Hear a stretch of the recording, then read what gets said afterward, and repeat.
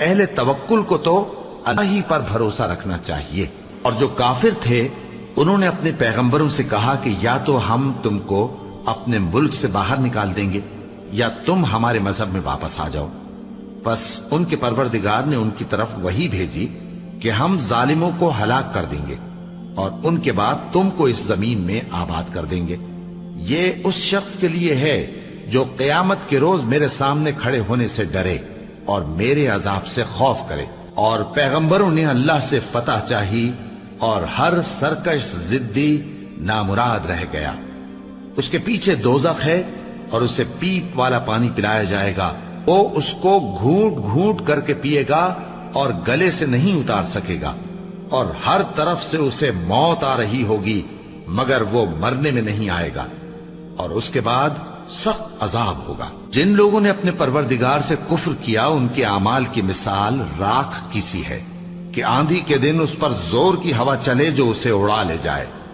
اسی طرح جو کام وہ کرتے رہے ان پر ان کو کچھ قابو نہ ہوگا۔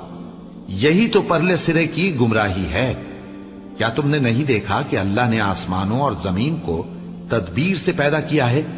اگر وہ چاہے تو تم کو نابود کر دے اور تمہاری جگہ نئی مخلوق پیدا کر دے، اور یہ اللہ کو کچھ بھی مشکل نہیں۔ اور قیامت کے دن سب لوگ اللہ کے سامنے کھڑے ہوں گے تو غریب پیروکار بڑے بن بیٹھنے والوں سے کہیں گے کہ ہم تو تمہارے پیرو تھے، کیا تم اللہ کا کچھ عذاب ہم پر سے دفع کر سکتے ہو؟ وہ کہیں گے کہ اگر اللہ ہم کو ہدایت کرتا تو ہم تم کو ہدایت کرتے۔ اب ہم گھبراہٹ ظاہر کریں یا صبر کریں ہمارے حق میں برابر ہے، کوئی جگہ رہائی کی ہمارے لیے نہیں ہے۔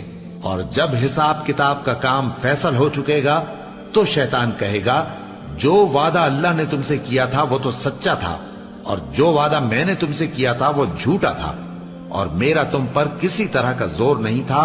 ہاں، میں نے تم کو گمراہی اور باطل کی طرف بلایا تو تم نے جلدی سے اور بے دلیل میرا کہنا مان لیا۔ تو آج مجھے ملامت نہ کرو، اپنے آپ ہی کو ملامت کرو۔ نہ میں تمہاری فریاد رسی کر سکتا ہوں اور نہ تم میری فریاد رسی کر سکتے ہو۔ میں اس بات سے انکار کرتا ہوں کہ تم پہلے مجھے شریک بناتے تھے۔ بے شک جو ظالم ہیں ان کے لیے درد دینے والا عذاب ہے۔ اور جو ایمان لائے اور عمل نیک کرتے رہے وہ بہشتوں میں داخل کیے جائیں گے جن کے نیچے نہریں بہ رہی ہیں۔ اپنے پروردگار کے حکم سے وہ ہمیشہ ان میں رہیں گے، وہاں وہ ہر ملاقات پر ایک دوسرے کو سلام کہیں گے۔ کیا تم نے نہیں دیکھا کہ اللہ نے کلمہ طیبہ کی کیسی مثال بیان فرمائی ہے؟ وہ ایسی ہے جیسے پاکیزہ درخت جس کی جڑ مضبوط ہو اور شاخیں آسمان میں پھیلی ہوں، وہ اپنے پروردگار کے حکم سے ہر موقع پر پھل لاتا ہو۔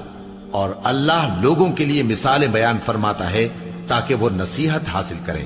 اور ناپاک بات یعنی غلط عقیدے کی مثال ناپاک درخت کی سی ہے کہ وہ زمین کے اوپر ہی سے اکھیڑ کر پھینک دیا جائے، اس کو ذرا بھی قرار و ثبات نہیں۔ اللہ مومنوں کے دلوں کو صحیح اور پکی بات سے دنیا کی زندگی میں بھی مضبوط رکھتا ہے اور آخرت میں بھی رکھے گا۔ اور اللہ بے انصافوں کو گمراہ کر دیتا ہے، اور اللہ جو چاہتا ہے کرتا ہے۔ کیا تم نے ان لوگوں کو نہیں دیکھا جنہوں نے اللہ کے احسان کو ناشکری سے بدل دیا اور اپنی قوم کو تباہی کے گھر میں لا اتارا، یعنی دوزخ میں، کہ سب ناشکرے اس میں داخل ہوں گے اور وہ برا ٹھکانہ ہے۔